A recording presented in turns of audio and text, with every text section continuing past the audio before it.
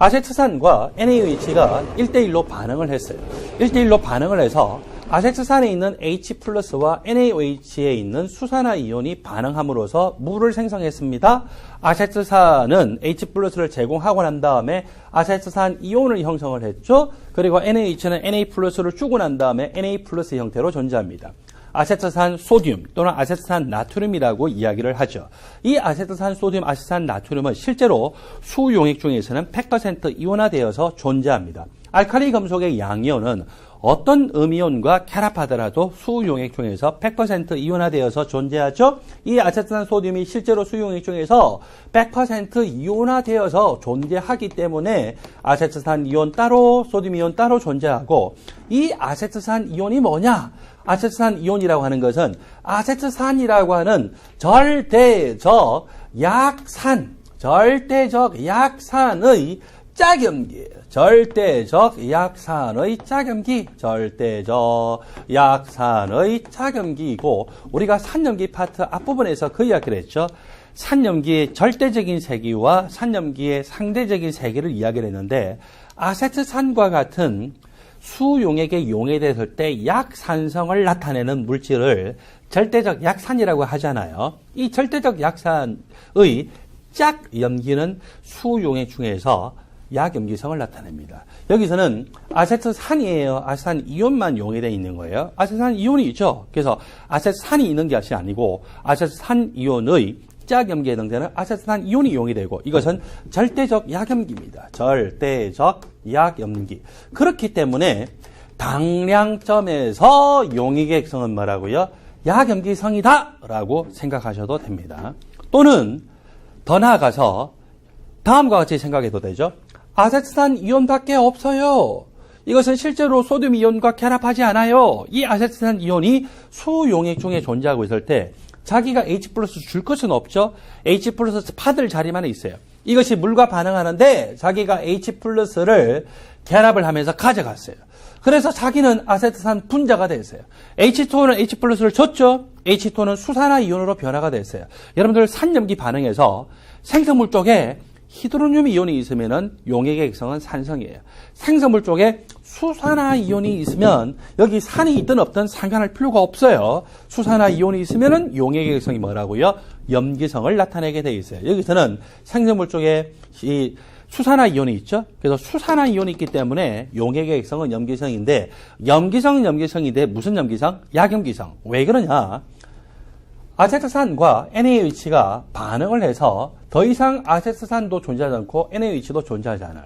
100% 아세트산 소듐 또는 100% 이 아세트산 이온과 소듐 이온으로 변화가 됐어요. 그래서 아세트산 이온의 이 개수는요, 굉장히 많아요.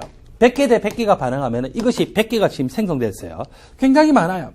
그런데 이 100개만큼이 그대로 물과 다 반응하느냐? 그것이 아니죠. 조금만 반응하더라. 조금만. 그것을 우리는 물을 물이 아닌 형태로 바꾸기 때문에 가수분해 반응이라고 하고, 조금만 반응했기 때문에 부분적인 가수분해 반응이라고 하죠. 그래서 부분적인 가수분해 반응을 통해서 수산화 이온을 조금 생성했기 때문에 용액의 액성은 약염기성이다라고 표시를 합니다.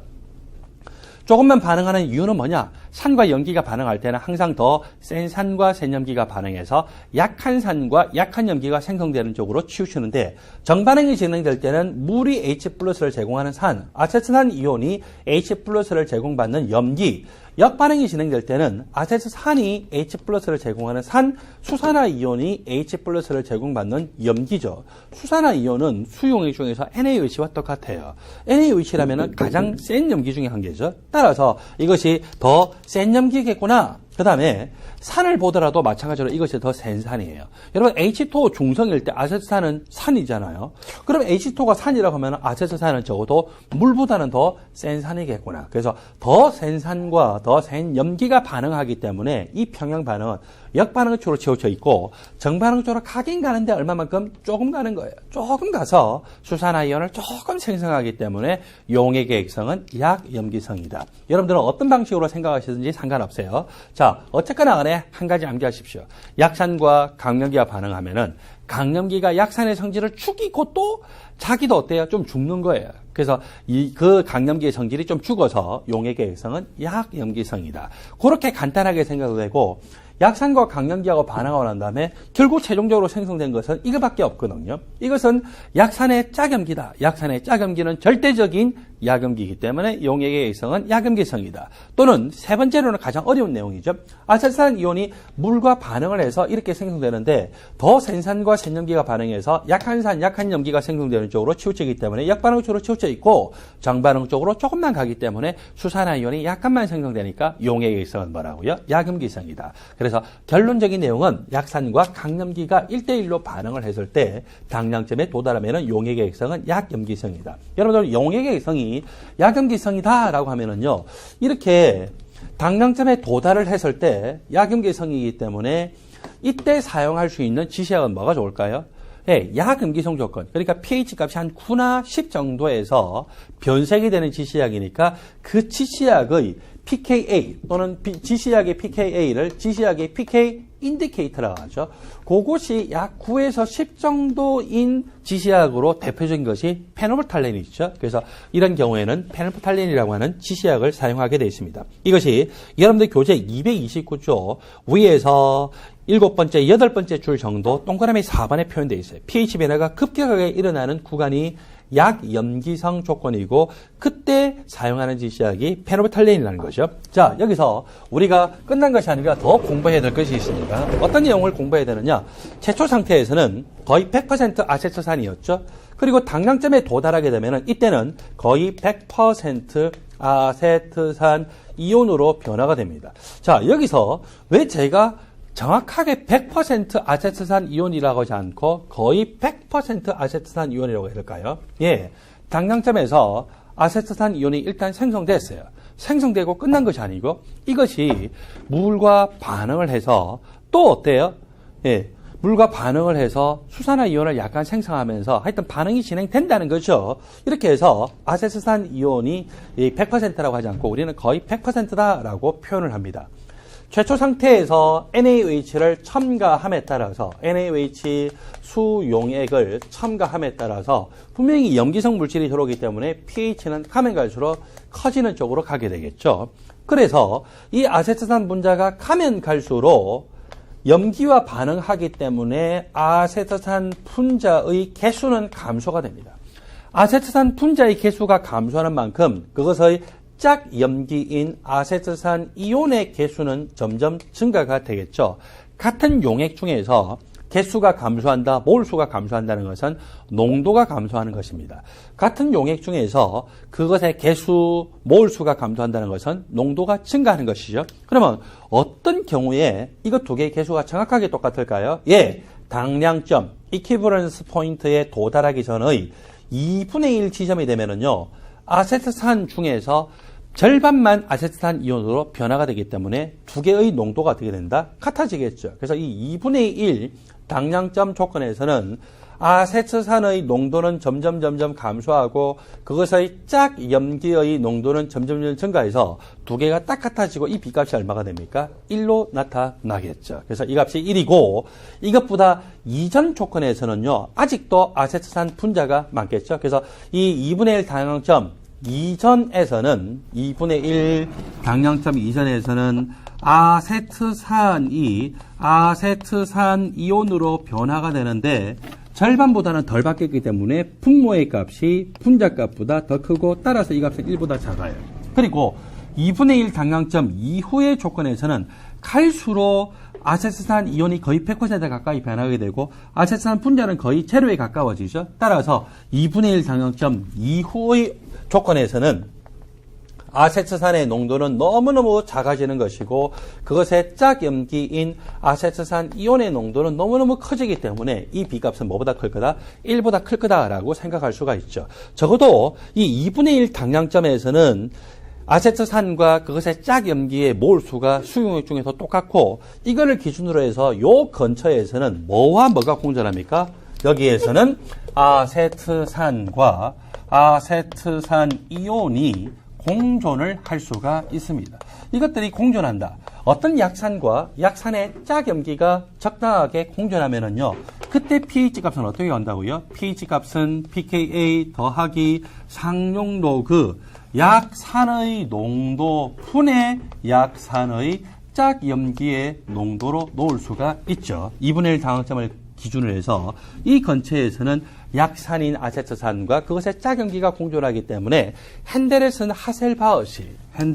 하셀바흐식을 통해서 pH 값을 쉽게 구할 수 있고, 이런 영역을 여러분들 뭐라고 합니까? 바로 완충용액 구간이라고 하죠. 그래서 여기가 완충용액 구간이 될 수가 있다. 그리고 특별한 말이 없을 때는 완충용액 구간에서 딱 2분의 1 당량점이 완충 용량이 최대인 지점이라고 합니다. 이것이 여러분들 교재에 정리가 되어 있습니다.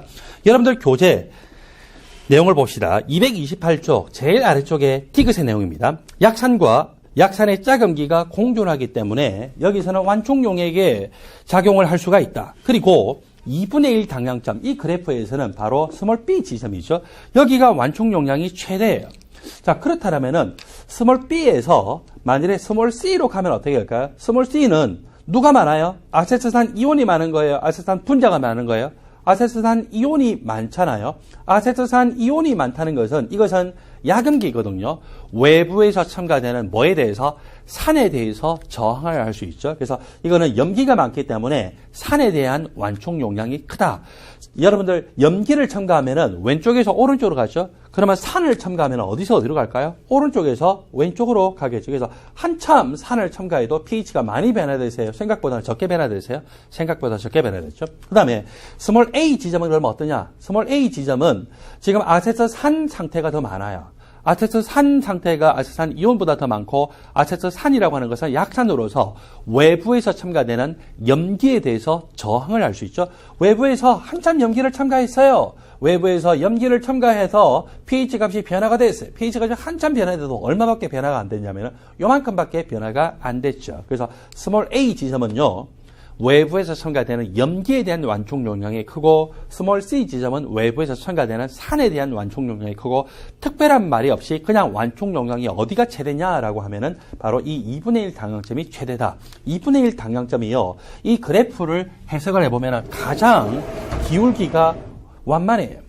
여기가 가장 완만하고 A에 가까울수록 이 기울기가 좀 가팔라지고 C에 가까울수록 가팔라지고, 요거보다 더 벗어나면 기울기가 더 가팔라지죠. 그래서 이 특별한 말이 없이 완충 용량이 최대인 지점은 산이나 염기를 첨가했을 때 pH 값의 변화가 가장 작은 그 영역이고, 따라서 B 지점이라고 할 수가 있겠죠. 자, 동그라미 3번입니다. 229쪽 위에서 5번째 줄. 당량점에 도달하게 되면은 아세트산 이온이라고 하는 것이 가수분해 반응을 통해서 수산화 이온을 부분적으로 생성하면서 약염기성이 나타날 수가 있죠. 그것이 여기 동그라미 3번에 정리가 되어 있어요. 자, 그리고 페놉탈린을 사용하는 것도 이야기를 했죠. 당량점을 경과하고 난 다음에 계속 NaOH를 첨가하면 어떻게 되느냐. 이번에는 당량점 상태에서 아세트산 이온이라고 하는 약염기가 생성됐는데 거기에 NaOH가 첨가되면은 NaOH의 수산화 이온은 강염기잖아요. 이 수산화 이온이 용액 전체의 pH를 치배를 하면서 pH 값이 아주 급격하게 높아질 거라고 생각을 할 수가 있습니다. 여러분들 교재 229쪽을 보면은요, 이것과 관련된 간단한 예제 문제가 있습니다. 예제 문제를 같이 풀어보는데, 이 예제 문제에서 여러분들 교재 226쪽을 보면은 산염기 중화 반응에서 산과 염기가 반응할 때 우리가 이 산과 염기 반응할 때 필요한 몰수 하면서 계산하는 것이 있었죠. 그래서 이 계산하는 것 같이 연습을 하겠습니다. 229쪽 예제 문제를 풀이합니다.